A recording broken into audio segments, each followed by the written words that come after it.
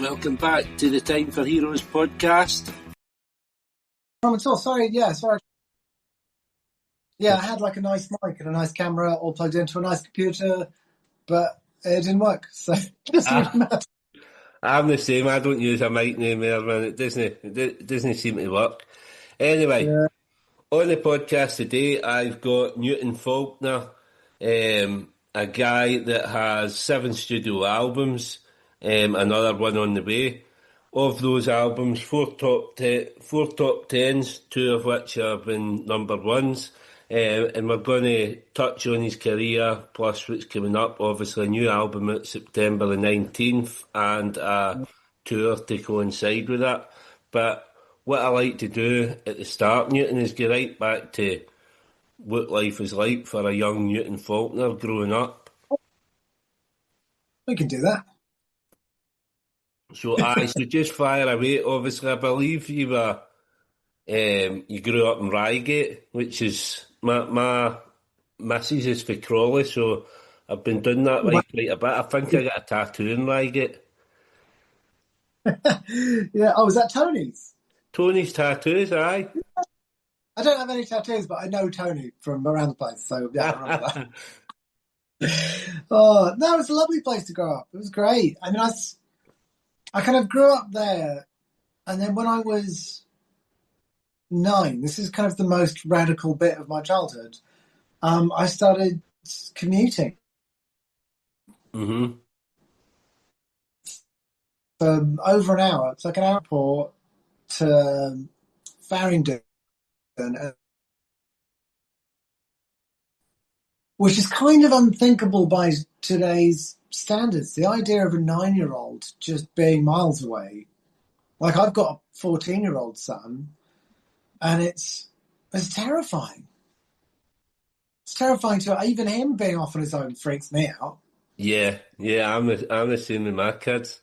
Yeah, I think so the idea of me being kind of that young and just traveling around is nuts to me now. But I love it. I mean, my dad came with me for like the first week. And then after that, he was like, to be honest, he is better at this than I am, so I think we should just let him do it. And I think, that was probably the beginning of me kind of just traveling around talking to people, which is kind of what I love doing. That's one of my favourite bits. Mm-hmm. Job is just getting to meet loads of people all the time in loads of different bits of the world and different bits of the country, and it's kind of just constant newness is fascinating to me. Right. So, and when did music come in? When was your kind of first introductions to music? Well, music was kind of always around. There were guitars lying around the house. Mm-hmm. And the kind of 2 things that my parents held in the highest esteem were music and comedy. Right. That was the most respected thing. So it wasn't wasn't politics. It wasn't kind of explorers. It was kind of music and comedy. Those were the 2 things that were kind of sacred. Mm-hmm. And I think I really took that on board and kind of ran with it. And I think my dad taught me to play the first few bits I ever learned. So he taught me like sitting on the dock of the bay in bar chords and had a couple of little things. And that was really early. And then I kind of picked it up and put it down and wasn't like really, really into it. And then the thing that pushed me over the edge was when my friends started a band, and it was all of my friends. I had 3 friends, and they started a band, and there were 2 guitarists and a drummer. So if I wanted friends, I had to learn the bass.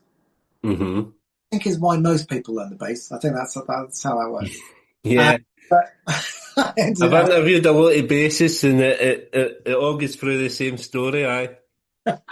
So I started playing bass to have friends, and then I got more and more into bass, and it's nuts looking back at it. I got a bass on like a Friday afternoon, and then that next Friday I did my first gig, Mm-hmm.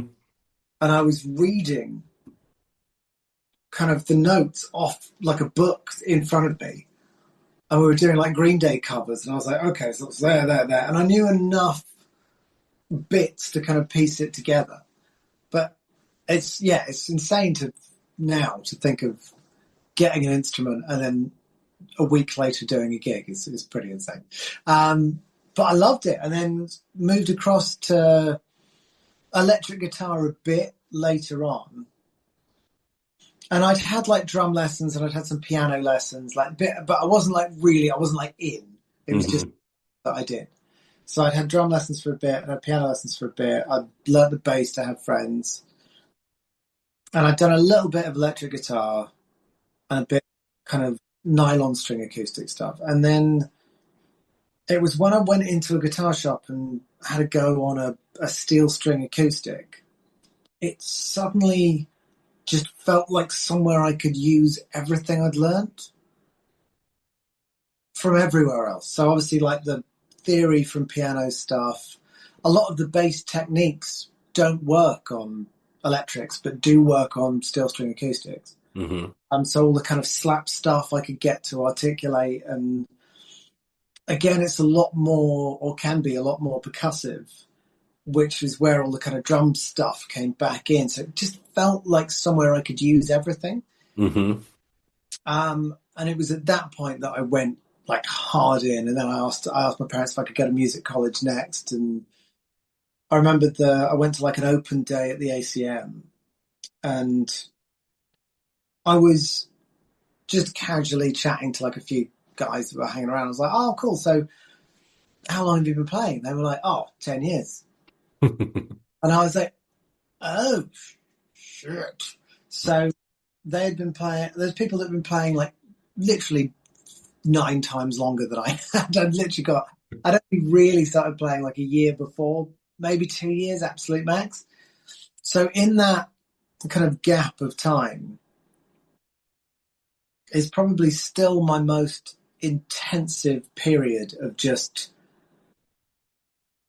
relentlessly practicing and learning and digging in. And it was before I started at the ACM, I had a guitar stand next to my bed, and I had some pair of giant jeans. They're actually probably cool now again. Yeah. Yeah. But I'd cut the legs off and turned them into shorts. And every morning, fresh pair of pants, giant shorts on, guitar on. That was me all day. Right. Just have a guitar around my neck. And I'd be kind of doing hammer-on exercises while eating. And I did not stop for like a good few months. And I think that was me trying to catch up with the people I was going to be going to college with. I wish I had that ethic. I went for guitar lessons, maybe I must have been like early 20s. And Yeah. my wife says to me, I'll pay for guitar lessons. And I went, and I had this new electric guitar, and the guy says, right, what do you want to learn? So I'm obviously the name of the podcast, Time for Heroes. I'm a big Libertines fan, so I said, can we start off with some of that? So he was teaching me the first 30 seconds of the man that would be king, something like that. And I was going away every week and trying to learn this first 30 seconds, right? And when I went for my lessons, there was a wee boy in front of me. So when I got in, I'd maybe listen to the last 5 minutes of him. Yeah. And this wee boy was like 13-year-old or something, and he was playing Stairway to Heaven, Led Zeppelin. Yeah. And he was getting it all. And I was struggling with the first 30 seconds to that song. And that's went on for about 6 weeks. And I ended up, I scrapped it because I thought, I can't compete. If I can't do like just a kind of run-of-the-mill indie ballad, and then you get somebody else giving it Jimmy Page licks, 10 years my junior, I just chucked it. So I admire your kind of your stickability to it and all that. So Yeah, When you went to the college, Guildford College, wasn't it? Academy of Contemporary Music. Obviously, looking at some of the alumni that's came through there as well. Matt Healy from 1975, how did he go uh, down? I don't know. Mumford and Sons, Ed Sheeran, Rag and Bone Man. So, were you involved with any of them at the time? Obviously, no Matt Healy then, if you didn't know that, but. I mean, I was there 2000, 2001. So, I didn't know if there'd be any crossover there with like the Mumfords or Ed Sheeran or No, anything. no, I didn't cross paths. I think I was before them when I was at college. And also, there's loads of different courses, so they might have done like the degree bit, or hmm there's loads of different bits of the puzzle. But there's loads of great players that come. I think the guitarist from Reef was through there before me. I mean, I was really lucky with when I was there, because when I was there, it was the kind of guitar tuition was like weirdly good. hmm Looking back kind of through every music college in the world and the people that were there when I was there, like it could not have been any better. It was like the best players. Like Guthrie Govan was teaching there, and he is possibly the greatest player in the world. hmm I'd put him right up there. And is he still there? I'm just trying to think He because I had teaches, a band on not that long ago, maybe about 6 months ago, and yeah, I think a few of them went to the ACM as well. A band called China Bears. yeah, So hopefully, kind of he's imparting his knowledge onto them as well. yeah. So I mean, I think a lot of the tutors left relatively shortly after I did. There's a few people that stuck around. hmm Obviously, my time crossed over with Eric Roach, who was a massive influence on my playing. Um, Probably still the biggest influence on my playing, really. hmm Um, and then, yeah, so kind of him and Thomas Leeb and that little kind of world of experimental stuff. Um, I found totally fascinating. But there was like Pete Friesen was there, who plays for Alice Cooper, who's ridiculous. And then it was Pete Callard and Andy Jones, who were kind of the jazz guys. I mean, it was ridiculous. So do you think like that helped you then having like kind of all these different styles of music as well? Did that help you or hinder you in kind of forming your style? I was relatively focused and tended like there was stuff that I knew I'd use and stuff that I wasn't as like I wasn't into screaming guitar solos. I wasn't sweep picking and flying around. It just didn't seem like the point to me. Uh, hmm so when everyone was doing that, I was kind of secretly doing other things. And I'd turn up with an Ocean Celebrity Deluxe, like a small acoustic. And everyone else had electric guitars. I was the only person with an acoustic. Um, and that kind of meant that some of the stuff that is easier on electric, I was finding really hard. And it was, yeah, it was but I think all the bits that I took, I was like, I can use that. That's handy. I'll take that. That I'll absorb. That I'll just put to one side and come back to later. Because I had quite a definite idea of where I wanted to be. And I didn't want to be a session player. I didn't want like a basic level of everything. I kind of wanted to pick some things and push it really far. I mean, one of the things that clicked quite early was I realized that to get noticed and to get people's attention playing normally, you had to be ridiculously good. hmm So if you wanted to just play normal guitar well enough for people to be like, oh my God, you're really good, you'd have to be like unbelievably exceptional. But there was a little loophole in that if you just did something weird, people were like, oh, what's that? What did you just do? And I'm like, oh, I just did like a slappy thing and did a thing that, and I was like, that's cool. And I was like, oh. So that people think is cool. And if I do this, everyone's like, yeah, that's how you play guitar. It's like, oh, okay. And I kind of got into just doing little weird things all over the place. And it's just enough to keep people being like, what's he doing? What's he doing now? What he's got over here? And it's still, I still get guitarists coming to gigs. And I remember Eric said years and years ago, and I think it's kind of definitely still stands up today, which is guitarists listen with their eyes. And they'll be right at the front and they'll just stare at my fingers. I get a real starer sometimes just for my own entertainment. I'll be doing a song that's kind of down here and then I'll just go like that. And I'll just watch their eyes go. And they're like, why did you do that? And I'm just playing with them because it's really fun. You just go, anything else you want to do, just go that. That was really fast. What was it? I didn't hear it. I don't know what it was. Right. And yeah, that's that whole kind of thing of just short, it's almost like a shortcut, but it was I think it's just because it came naturally for me to want to experiment. Mm-hmm. And I think it's that kind of experimentation that most people can't really work out how to get to. Whereas for me, it seemed to click quite early and I wanted to do stuff that was upside down and I wanted to tune it weird and I wanted to kind of use the whole guitar because it kind of just felt right from all the other things I learned. Mm-hmm.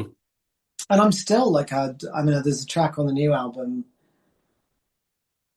which I had to really take myself back to school to be able to do. It's all these kind of quite classical arpeggios. Mm-hmm.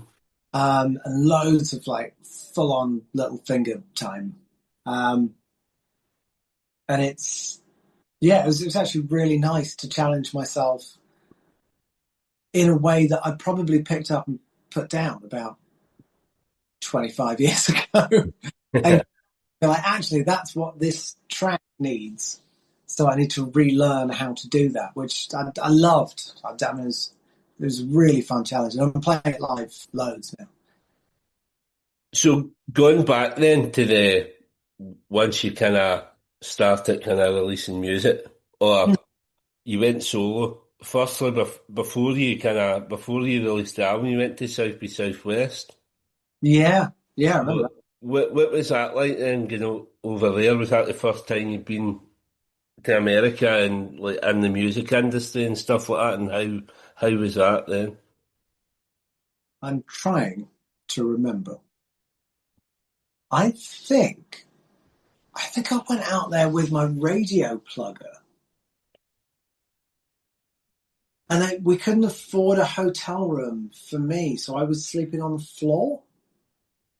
When you say you couldn't afford a hotel room for you, what does that mean? Was it plug in the hotel room? It was, yeah. So my radio had a room, and I just slept on his floor. Which, now knowing as much as I know, was completely unnecessary because they definitely had enough money for another hotel room.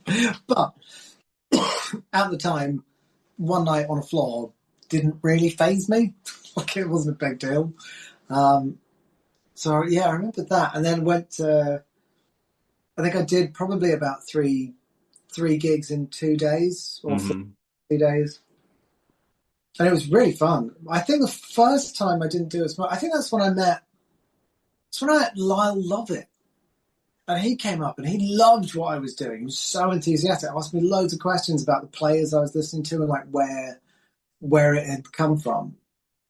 I never saw him again after that, but he was kind of really intrigued by what I was doing, which was nice because obviously he's massive kind of dude. But yeah, I mean, I can't remember that. It was a long, long time ago. But at that point, then obviously you would have the kind of bones of the first album, I'd imagine, and that's what you're promoting. Yeah, a lot of stuff that didn't make the album I was doing live. I mean, there was some stuff that was just a bit too clever to be commercial. So it was like in weird time signatures and it was kind of really pushing my playing, but not pushing my writing, if that makes sense. And I'm still, I mean, that was one of the things that I really tried to get a handle on early was who do I really like respect? And what I was thinking of people that kind of keep everything on the same level. So their playing is as intricate and fascinating as their voice, which is as intricate and fascinating as their writing. And with that even just those three, I'm like, it's still a very short list of people that really nail keeping everything balanced. And it's like Joni Mitchell and kind of Prince in a totally different way. And it's just such an interesting challenge to try and... So when my playing kind of ran ahead, I then put loads of time into my voice to bring my voice up. And then when both of them were kind of level pegging, but I felt like my writing had fallen behind, I tried to push my writing up in terms of that. And then I've added like production to the same thing because everything kind of goes hand in hand these days. Mm-hmm. So on that first album, obviously a massive song on it, Dream Catch Me. Yeah. To kind of bring out your first album and to have a song like that kind of catches the imagination, kind of the fan base straight away. How is it kind of looking back on that song and where it started and where it's kind of took you? It's a very unromantic process because it's essentially 4 songs cut up and put together. Right. So the verses were left over from my previous kind of really early band days. Mm-hmm. That's Half a Guy, is that for that band? Yeah, it was a song that half of it was on like a keyboard and half of it was on guitar. I was switching between the two. And that was the kind of verse. The chorus was left over from another project of someone else's. So that was the guy from the Long Pigs. Great band. He wrote, it was Gordon Mills, Chris, and but the whole thing, it wasn't like, oh, let's write a beautiful song about something really heartfelt. It was like, oh, I've got this bit, you've got that bit. What if we cut that bit off, put those bits together, write a new bit for the middle, and then go back to the bit from before? I mean, if it was a car, it would be 4 different colours. Yeah. Like really... Yeah, it's like a really kind of lumpy process.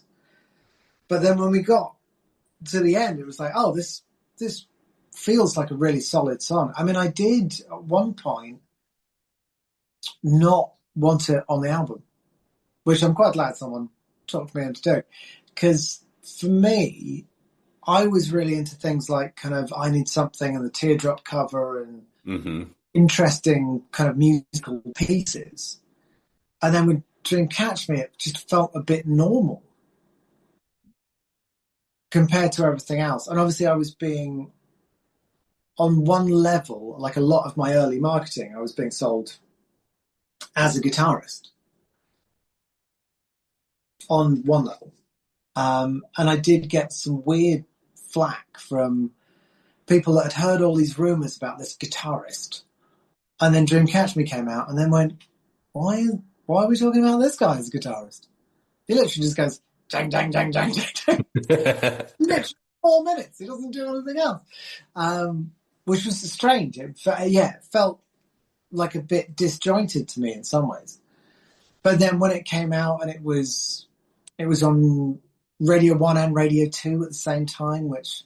Yeah, Joe Wiley was a big supporter of it. He was a big supporter, and as people at Radio 2, it was... I mean, that was the absolute holy grail of that time period, which is pretty much impossible now, is when both radio stations kind of get behind it. And at the time, they were huge. It was nuts. Mm-hmm. And that kind of just catapulted everything else straight up. And then the gigs were actually quite... Because I'd done little gigs and I was doing support slots, so I'd do like a kind of bigger tour and then go back out on my own, do little tours.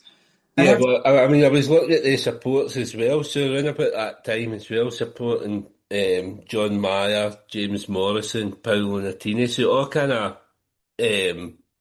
singer-songwriters as well. So did you feel at that point that you were like pigeonholed into that, or were you happy with that sort of comparison? Yeah, I was happy with aspects of it. I always felt like a slightly different animal. The analogy I've used multiple times is that I got into the right room, but I came through the wrong door. Right, right. What I've spent years doing is just shuffling across this room, just heading towards the door I wanted to come in. And I do feel like each album has been a kind of step towards where I want to be. And I do feel that this album, I am standing like proudly next to the door I wanted to come in the first place. Mm. Really kind of sticking a flag in and being like, this is where I'm at. And it seems like such a small, insignificant kind of detail to everyone else, but it means the absolute world to me. With the new materials, we've released 3 singles so far. With that, on something like Spotify, like you on the you may also like thing,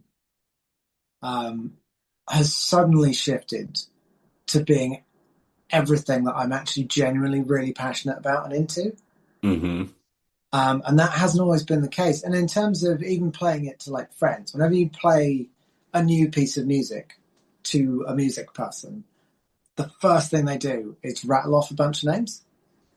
Like, oh, I'm getting this, I'm getting this, I'm getting this, and I'm getting this. And sometimes those names have made me think, oh, that is not what I meant to do. And with this album, everything I played anyone, It seemed to catch on the way you want it. come back with everything that I genuinely love, which I think I've actually, I mean, regardless of what it does commercially, I feel like I've actually like found the space that I want to occupy, and I think I'm definitely going to stay in way more in this area than anywhere else I've been before. That's brilliant. Like looking at like the start, like obviously you've done the festivals as well. That year you done V Festival, you done Connect Festival. Going forward with the album and like writing and stuff like that, how are you writing? Because I've seen like your brother, is it your brother Toby has been involved heavily as well? I've written loads with my brother. I mean, this is actually the first album that my brother hasn't written anything on. Right. And it's not because he's not incredibly talented, but there is no money in writing anymore. You have to be in like the top 0.2% to make enough to feed your kids. Hmm. And he's kind of stopped writing altogether.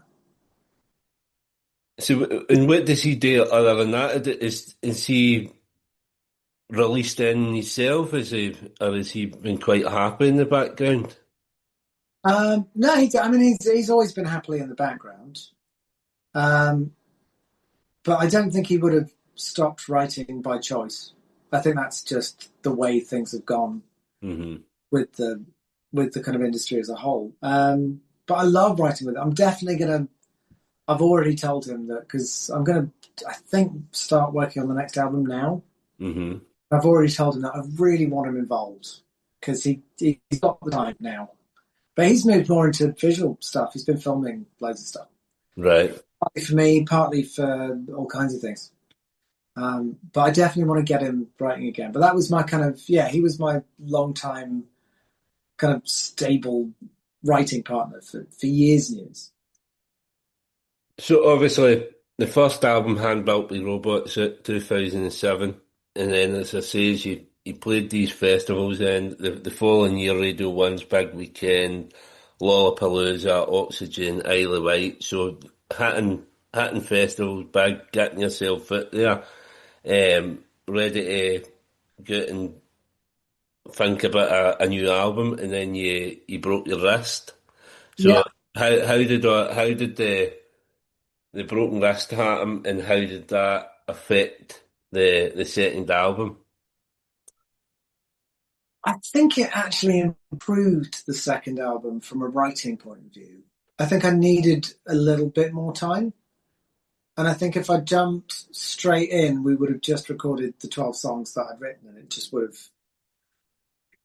would have gone straight in. And I felt Hmm. that bit of time to, and also not physically being able to play meant that I had to focus on other aspects of my work, which to be honest was overdue. Like I should have done that before.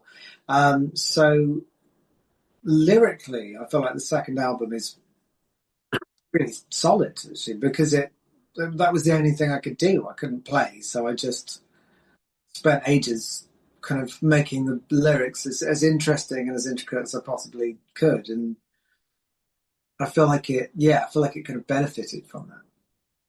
Right. And again, like for that album again, a lot more festivals again. Latitude, Glastonbury, Oxygen, Tea in the Yeah. Park. I don't know if I seen you at Tea in the Park that year, but Tea in the Park was the highlight of my year every year for about 15 years. Oh, fun. Um, I've, I've probably never seen as many bands or artists as I should have, but I said the campsite was one of the highlights of Oh, the so day. So I said Tina Park, and then the end of 2010, you were back in Scotland again. You played Edinburgh for Hogmanay. oh yeah, done So, it. so how was that? How's like across the world, Edinburgh's Hogmanay celebrations are considered like the biggest. So how much an honour is that to kind of play something like that? Because you don't get to do that very often. No, it's a huge honour. I mean, I've done loads of things all over the place that I'm like, I cannot believe I got to do that. It is, yeah, it's an amazing bit of my job. I mean, as I said, just traveling around and meeting people and talking is like one of the things I love the most. And being in these amazing situations. So being in Edinburgh for Hogmanay and doing tea in the park and doing like the main stage and doing the other stage at Glastonbury, like it's big stuff, and none of it I take for granted anymore. I don't think I did at the time, but it was kind of like I was just in. It's like I just had my foot just on, like literally on the floor for Hmm. years. I only started taking like actual days off about 5 years ago. I mean, before that, I just worked all the time. Like I didn't do weekends. Just totally ignored them. I just worked all the time. That's the effort you need to have though to kind of get to a level in it. There's Yeah, no time for kind of sitting back. yeah. I mean, I think there is a degree of kind of working smart as well as hard, Hmm. which is kind of something I'm really trying to unpick at the moment. I'm like, what?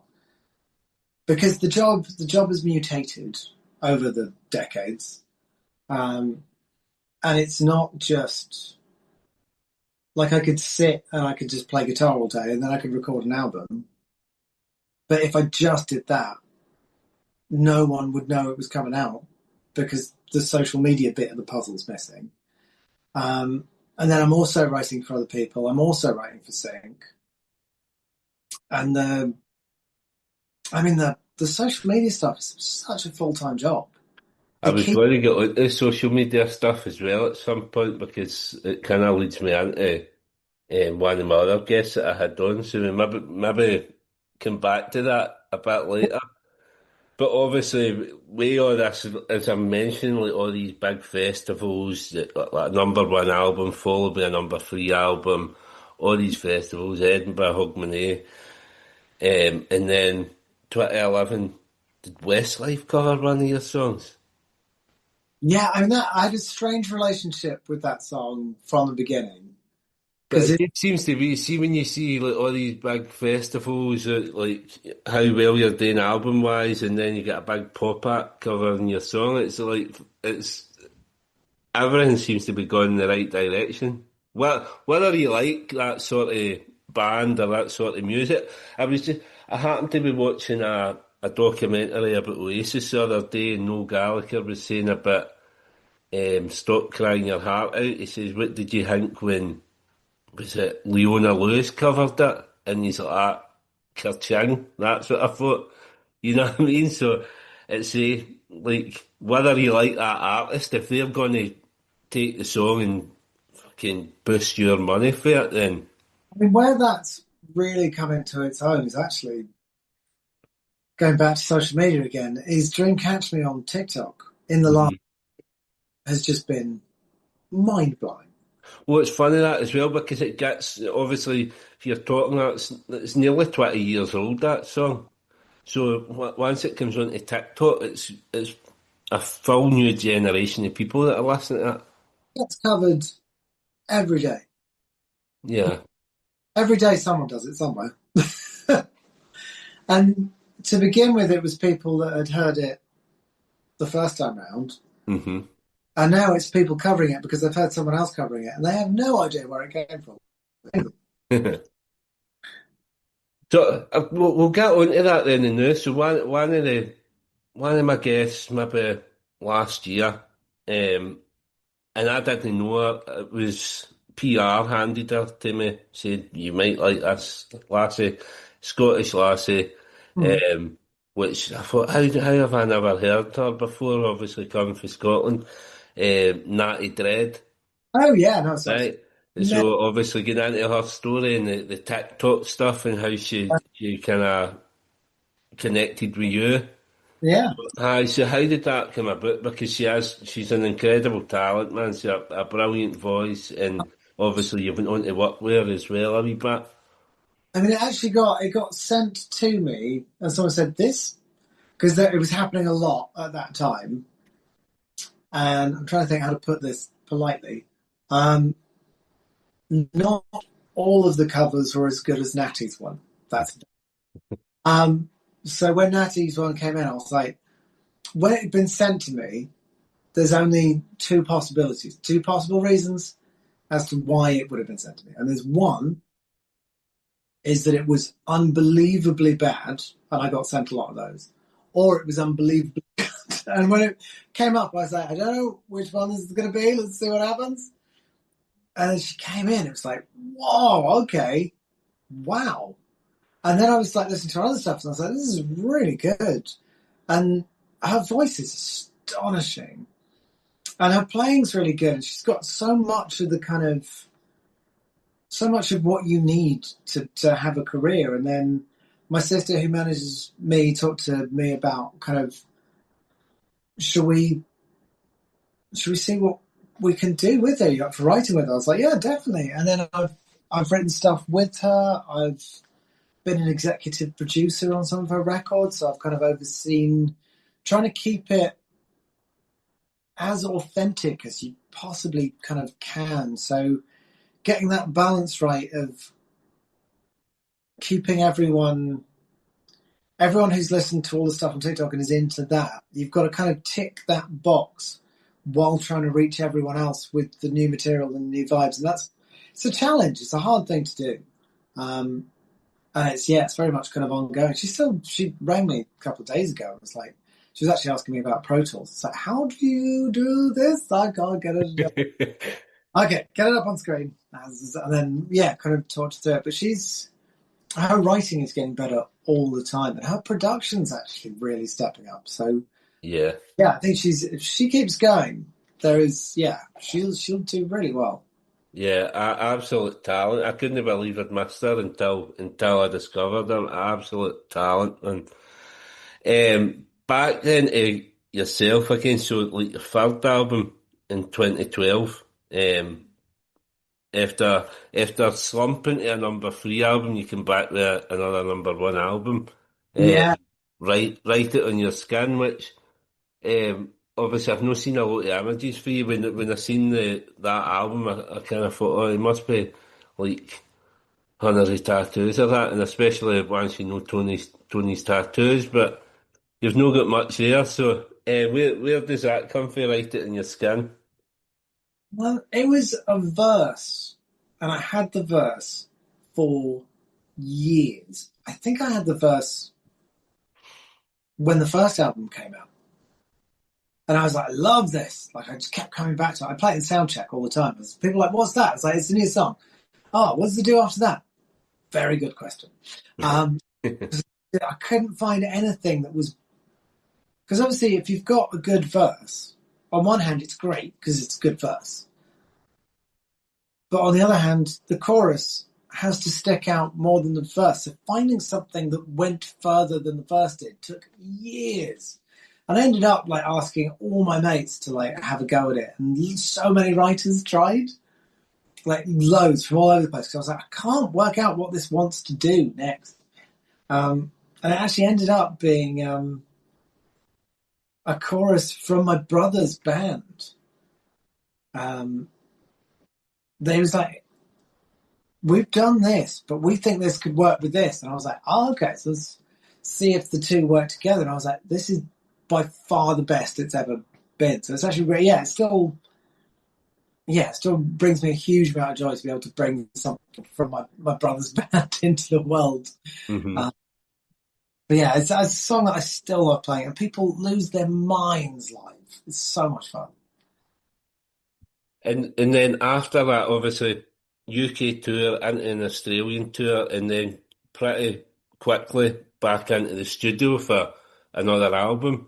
Oh, it's always been quick because the way the industry was at that point, we had to release albums so we could do tours, which has changed now. I think there's ways around it, but it was tough. You just had to keep going. I mean, I remember every time I kind of got back from something. I mean, I think the whole of the next album was written on tour. I just had a laptop and a bunch of gear. Mm-hmm. And so, but a novel way of doing it as well, obviously, was you streamed the recording online. And it was partly to get out of a deal that had gone a bit south. Right. Sony had changed. I think that album had 4 MDs, so like full regime change. Multiple. It was a bit of a mess, and we needed a vehicle of doing something quickly to get it out, so we could get out of the deal and just move kind of on. But we wanted to do something quick and interesting. So what we ended up doing was covering my house in cameras. And it was the first album ever to be like every aspect of making it, every edit, every single thing was, it was live streamed. Like documented on. Like, and how was it received then? Like, not so much the album, obviously, the album made the top 10 again of it, but how was like how was the online stuff received? It was the people that found it watched it absolutely religiously.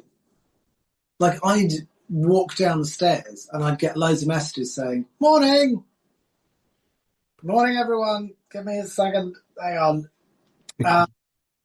And there was like a hardcore group of people.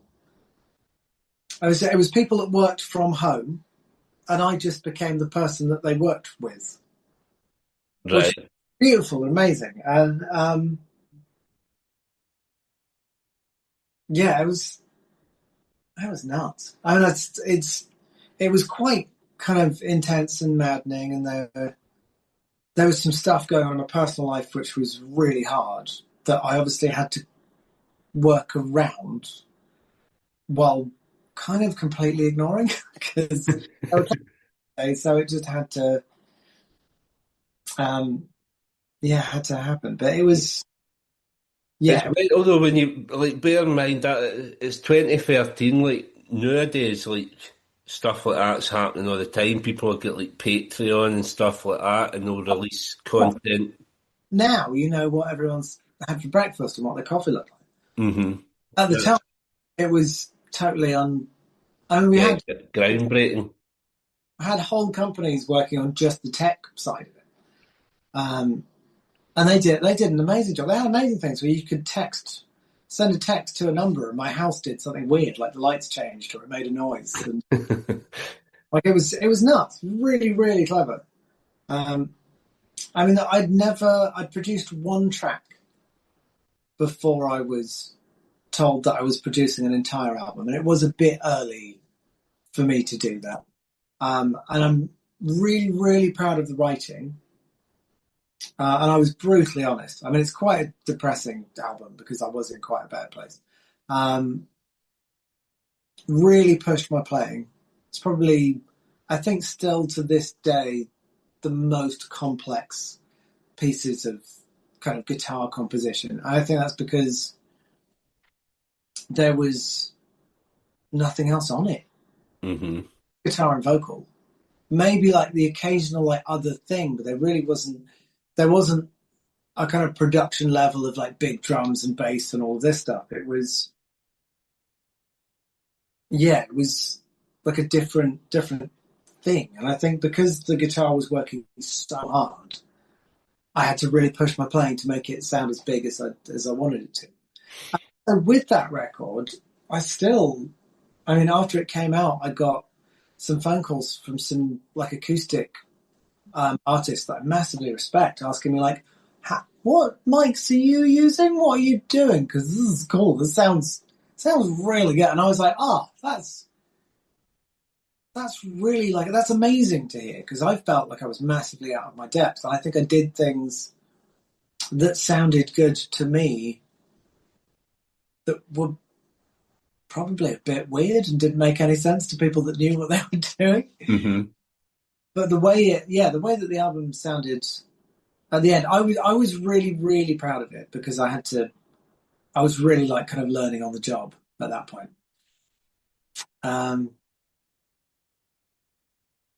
Yeah, I know it was nuts. I mean, looking back at it, it was really, really, really intense to wake up and have people watching me make a coffee. Yeah, I can imagine. To start work I was only 5 weeks. But 5 weeks is a long time when you get really long time. to be commended for that, man. It must be hard, man. It must be tough to have it be like choosing to get into the Big Brother house. That's what it's like in some way when you get these cameras watching everything you do. Yeah, no escape. That's Big Brother, really. Must have been, yeah. But so those 4 albums, obviously, that were touched on, they were all released on the Ugly Truth label. Yeah, so that was Hugh Goldsmith's label. Mm-hmm. So after that, then the following album comes out on BMG. Human Love, that came out 2015. You'd cut off your dreadlocks as well. Yeah, I mean, some of them, not all of them. So, like, when people do something like that, obviously it's got like obviously you get the dreadlocks. That was your kind of everybody recognised you through that. So, what was the reasoning behind that? A lot of people do that because they want some sort of drastic change. So, is that what you were? Was that the plan there?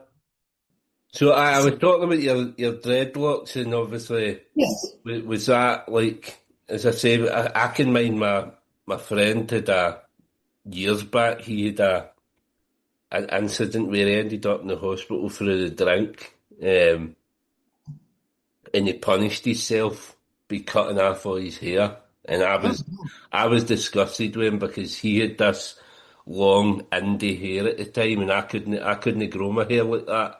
And the fact that he went and cut it all off, man, I was raging with him. So, yeah. But so he was punishing himself. So what was the reason for the cutting of the dreadlocks? Was that like to like pointedly move on to something else, or was it just cutting off your hair? I mean, that was definitely a kind of gear change, and they'd been identical for a really long time, and I definitely wanted to shift the kind of aesthetic a little bit. But I kind of wasn't ready to totally kind of lose them at that point. Obviously, there was the video where we cut while lip syncing, which was probably one of the most stressful things I've ever done in my entire life to this day.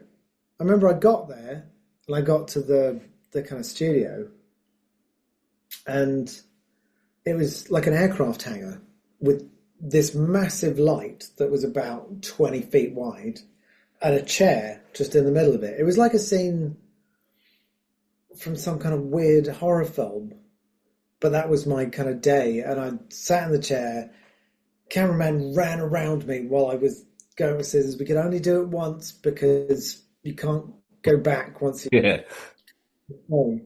So it was totally insane, like insane amounts of pressure. But yeah, I mean that was a strange. That kind of cover was one that the label came to me and was like, "We think you should do this," and I was like, "I'll have a go at it, but it's only coming out if I'm happy with it as like a thing in its own right." And I was happy with it, but at the same time, it didn't do what the label wanted it to do. And I think that's for a lot of reasons. It's partly song choice, partly other things. And is that why, obviously, one album out in BMG and then the next two albums came out on your own label, Battenberg? Yeah, I think we'd kind of had enough, really, because I think the end of Sony was kind of just too many changes. Mm-hmm. And then we went to BMG thinking, okay, this will be stable. And then as soon as we got there, like part of them were bought out by someone else, and it just all went nuts. No one really knew what they were supposed to be doing at that point. And just like whose responsibility everything was, no one really knew. And that was difficult. And then it didn't do what kind of they wanted it to, and the process was weird. And I think kind of everyone was in a slightly kind of strange place at that point, including me. And then, the music industry in general, when the music industry was going through big changes back then. Total chaos. Like, was really considering what it was like for when you kind of started it, like record contracts were getting chucked about willy-nilly, whereas by this point that wasn't the case. No, it was no one really knew what they were supposed to be doing in general, and then with the kind of merger threw it off even further, and it was a very strange little block of time. But I worked with some of my favourite producers on that record. Yeah, it was pretty chaotic across the board. Mm. And then, obviously, these two albums came out on your label. 2017 hit the ground running, and then 2021, Interference of Light, and then 2021 you're going into kind of COVID and all that. So how did COVID affect yourself, like musically and just as a person? Because obviously, like, I've interviewed a lot of bands, a lot of kind of up and coming bands, and for them starting out, COVID was actually a godsend because it gave them the time to kind of hold their craft and all that. But for an established artist like yourself, how is it when something like that comes around and kind of stops you in your tracks? It was tough. It was really tough. Going back to it now, I mean, what came out of it was really positive, but the process wasn't. I wouldn't describe it as fun. And I really, really missed touring, and I missed playing live because that's my absolute home. But what I did do is really like learn how equipment worked and how Pro Tools worked and how synths work. And I went kind of did what I did with guitar, but with the studio. So I really properly learned how it worked and how to do everything that I needed to know how to do. I was literally going to bed with the Pro Tools manual and waking up and be like, right, where'd I get to? I got that bit. Okay, what do I need? So how does that work? And then I'd come in and be like, okay, so that's here, that's there. So if I put this mic here and okay, that's working out. Okay, great. Next, I want to do this. I have no idea how to do that, so let's get the manual out again. It was just, I just went really deep on actually understanding production and recording and audio manipulation and kind of synth stuff, but from the ground up. So really knowing how to like create the sounds I wanted, and without not being able to leave the house, I don't think I ever would have had the time to do that. So, yeah, without COVID interference, I think would have been a very, very different album, because I wouldn't have had to learn to produce it. I just would have got someone else to do it. Do you think as well? Do you think as well with COVID, like obviously we touched on social media and TikTok and stuff like that, do you think it was around about that time really that TikTok seemed to kind of hit off, like kind of... Yeah, I mean, I was quite late to it because I didn't really understand what it was, and I didn't want anything else to do. I was like, I was kind of at maximum capacity,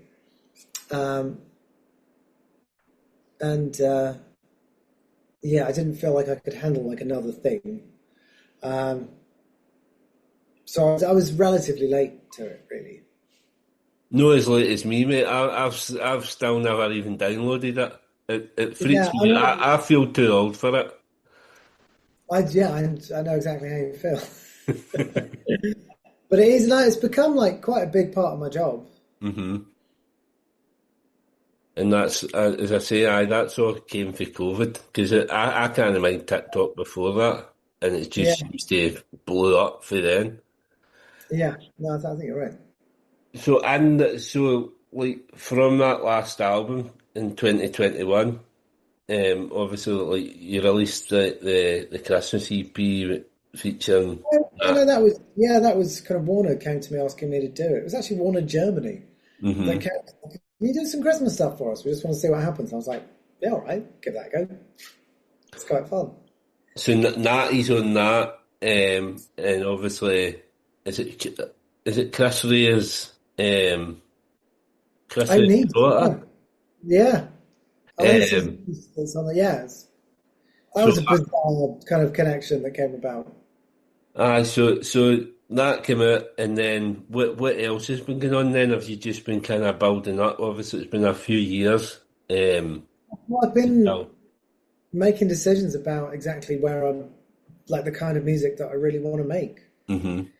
Before, as I said, we had to release stuff in order to be able to tour. And then we didn't release anything, went on tour, and tour was fine. So we were like, oh, let's take a step back and let's try and find a vibe and put some time into making a record that we really want to make, and not making a record so we can go on tour with a deadline because you know when the tour is. So it's been a totally different experience making this album to anything I've done before. And does that help with the label, obviously cutting vinyl?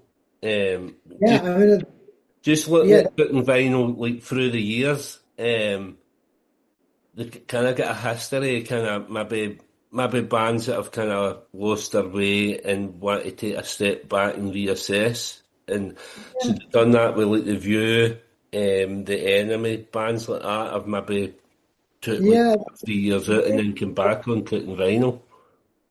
Yeah, they're really good at just understanding an existing fan base, working with it, and not, because I've had labels come in and then be like, okay, this is the demographic you've got, but we don't want that. We want this demographic. So let's ignore them and put everything into this. And you're like, and then it doesn't work because the people that would have bought it don't even know it's come out because all the advertising's gone somewhere else. So it just, Cooking Vinyl seemed really good at actually understanding an existing fan base and understanding the current kind of games that you have to play to make things actually work. Mm-hmm. And so this album comes out September the 19th. Yeah. Obviously, I've been listening to it. I got a copy to listen to. So, cool. Like when you listen to like the stuff at the start of your career and then listen to this, you notice it's quite a stark contrast. It sounds in parts quite punky. Which I really like, and I thought is that going all the way back to the Green Day covers? Is that kind of it's genuinely what I've wanted to do for a really long time, and there's a lot of tracks on the new record that were demos that I played people years and years ago, and they were like, "What are you doing? It's weird. Can you stop and do something more normal, please?" And I was like, okay, I'll do that then. But I think it's partly the world's kind of taste has come back round to kind of where I naturally am anyway. Mm-hmm. I've been around long enough to have been cool, been uncool, been cool again. It's like it just comes and goes, depending in kind of everything that's going on around it. And with this kind of time period, a lot of stuff that I've always loved is suddenly kind of in now. And records that I would have made as long as kind of 10 years ago that I was trying to finish then, when people were like, we don't really understand what it is you're trying to achieve. Even in terms of like the vocal sound, is somewhere that I wasn't allowed to go because I'd play it to people and they'd be like, we really like the material, but can you not do that to your voice? Because basically, Dream Catch Me isn't massively distorted, so can you not massively distort anything? I think was the vibe. So I was kind of fighting against that, and I'd get as much in where I could, but there was always a bit of push and pull. Whereas with this record, I just made it sound exactly how I wanted it to sound. And it has, as I said, like the names that are coming up alongside it are completely different to anything I've had before, in a way that is really, it makes me so happy. Yeah, well, I've seen you mentioned, like you've talked about it as a rebirth, so to speak. So Does this it seems as if you've got the passion for it again, like all these years later, as if maybe towards the end things were going stale and it needed this sort of kind of change up. So are you ready to go this course? Like, obviously this album coming out, you've mentioned that you're starting work on the follow up. So is that going to go down like a similar style? Is this one? Take this and take it even further. Mm-hmm. Because definitely, it sounds fresh. It sounds interesting. It's kind of got my ears pricked up again. That's great. That's exactly what it was meant to do. Is just reposition me into this new space, and then I can start exploring the space a bit more. Mm-hmm. Especially live, it's been a really interesting challenge. Well, talking about live, obviously, as we say, album's out September the 19th, followed up by a tour October and November.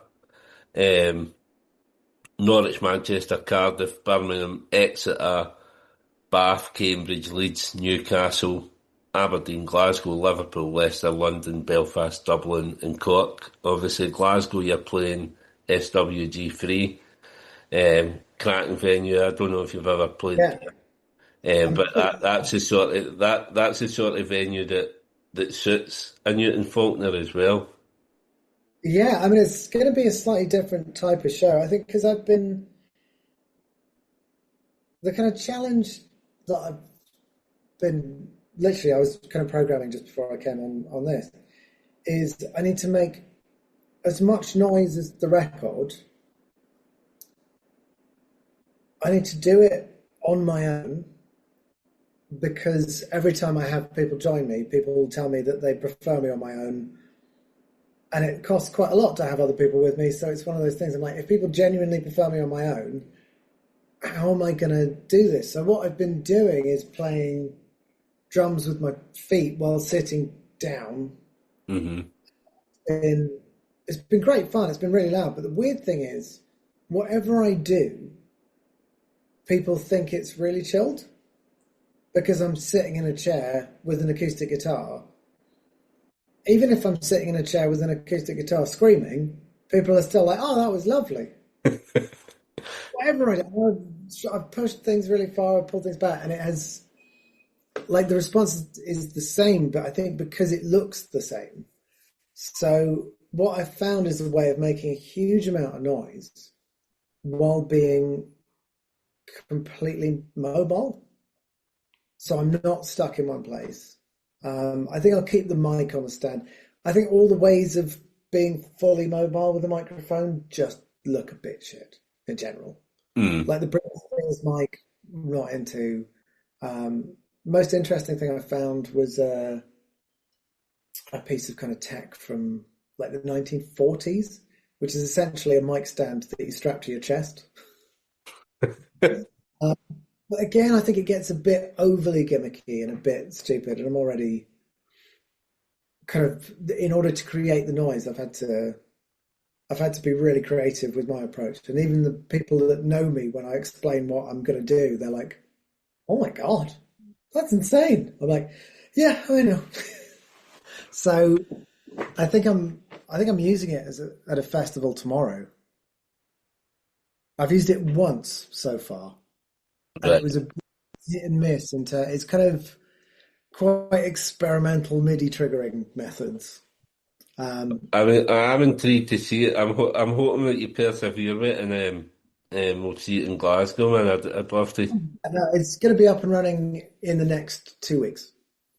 Yeah, it all sounds mega intriguing. Obviously, as I say, the album sounds brilliant, and I can't wait to see how that kind of plays out in a live setting.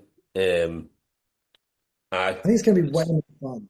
It all sounds good, man. It sounds exciting. It sounds new, diverse, passionate, and you can definitely tell that you're kind of ready if I can push this to a Yeah, different level.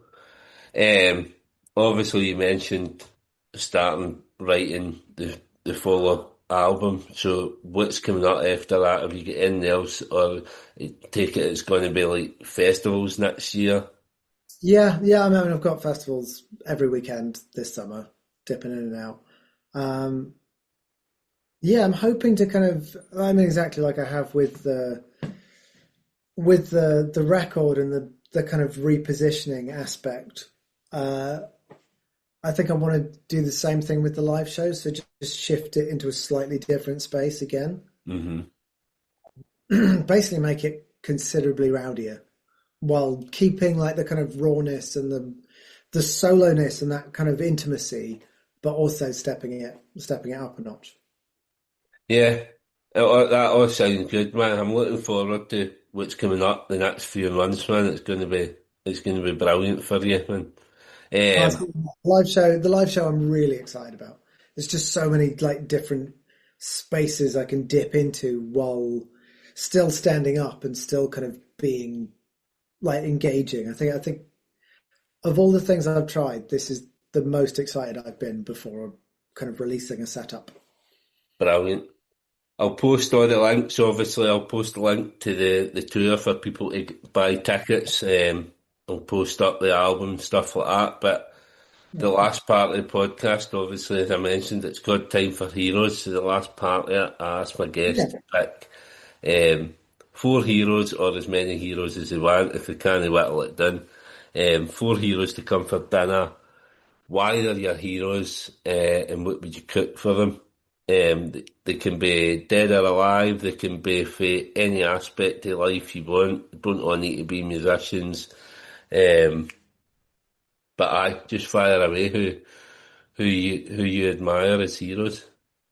I did write a list, and it's the weirdest list I've ever made in my life. It makes zero sense, but I think it's kind of all the different bits of my kind of personality. So I think David Bowie would be my number one guest. Because obviously, like, musically incredible, but also just so unbelievably intelligent and articulate. Like, I keep going back to like quite old interviews of him talking about the internet when it first comes out, and him interviewing, like, people interviewing him that are like, oh, but it's just a fad. It's just like another bit of technology. He's like, no, this changes everything. And then being like, no, it doesn't. And him being like, I don't think you really understand what's going on. And just, he was so kind of patient, even if he was visibly annoyed, which is probably my favorite kind of Bowie level, is genuinely annoyed Bowie being like, what are you talking about? But just, just for, partly for talent, but I think almost mainly for intelligence. I just think he's a fascinating human being. Yeah, he's between him and John Lennon are like the most picked on here. Not as much, obviously. This is me into like my third series of this, so not as much this series, but the first two series it was just constant Lennon Bowie. Seems to get a bit more diverse. The last few episodes, so it's nice to kind of get the nod back to Bowie. I've been watching a lot of him for that Live Aid, the Live Aid documentary that's been on, and I kind of didn't realise how much a big role he played in all that as well. Some of the stuff he done, see like at Wembley when he dropped a song for his set in order to show the footage. I thought that was brilliant. Yeah. Eric Roach is definitely on my list because I really miss him. And he was such a big influence on everything I do. I also think I think him and David Bowie would get on. This is the other thing I've been thinking about: who would get on with each other and who would like bring an intriguing amount of kind of friction to it. I've got Victoria Wood on my list. Well, I did think, because obviously right at the start you mentioned how much comedy was part of your life growing up in the house, so I kind of thought, I hope he picks a comedian. Victoria Wood as well, man. So like, for guys of our age as well, it takes me back to my childhood growing up watching Victoria Wood. Yeah, Victoria Wood, Eddie Izzard, Billy Connolly. There was that kind of time period. I just... It's like inarguably just brilliant for comedy. There was it was such a good little kind of niche at that point. Spike Lee, I've got on my list.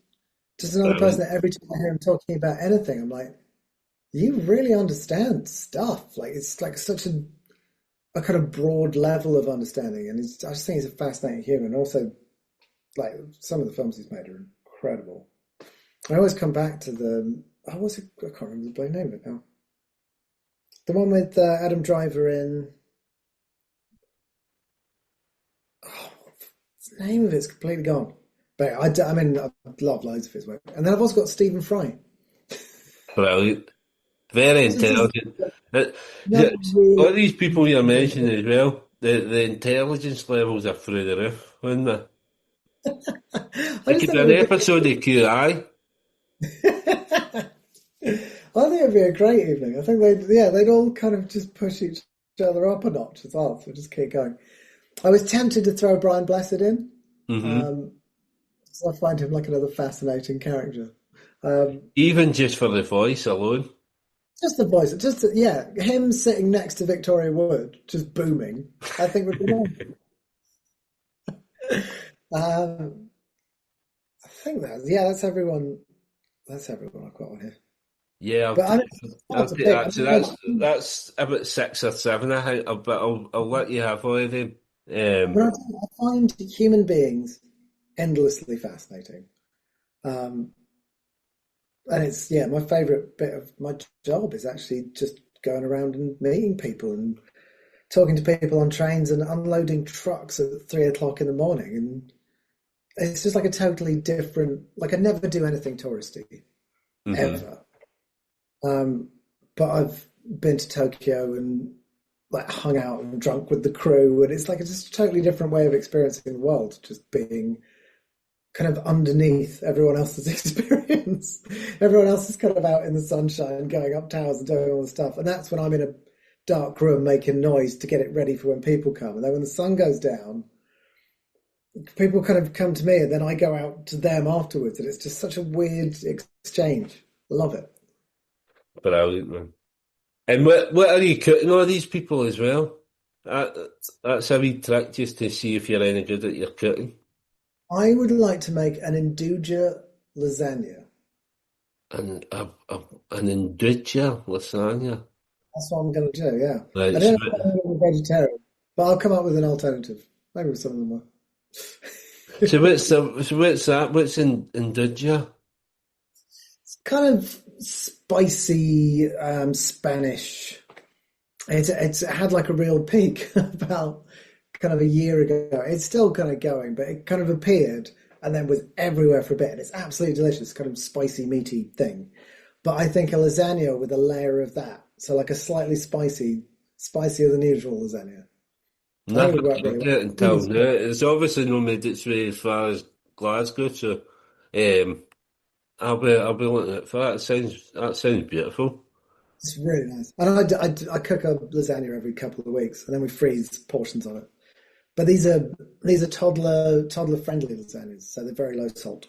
Right. Ones that aren't meant. The Induja thing I don't think would work for a 2-year-old. I think it'd spit it out.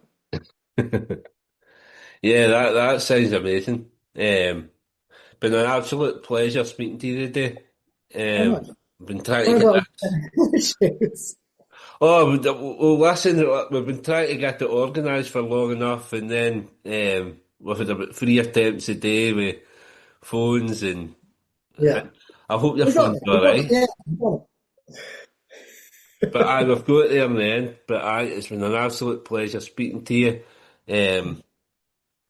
All the best with the album coming out. As I say, it sounds fab. I can't wait for everybody else to hear it.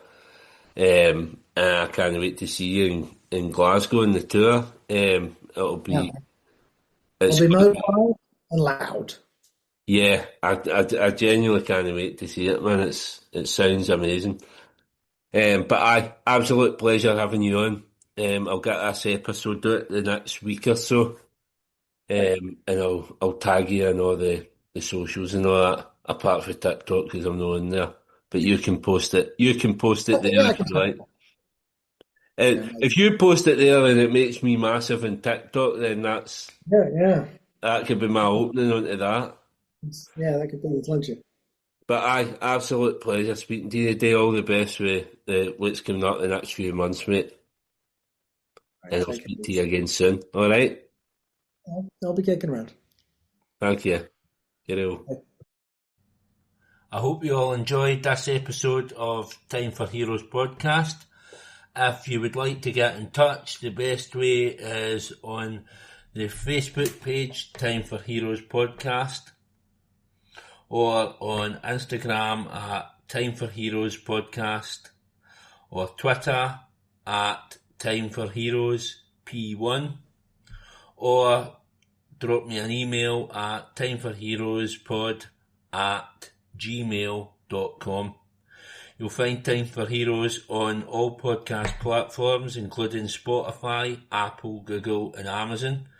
Please leave a review where you can, share with others, and more importantly, enjoy.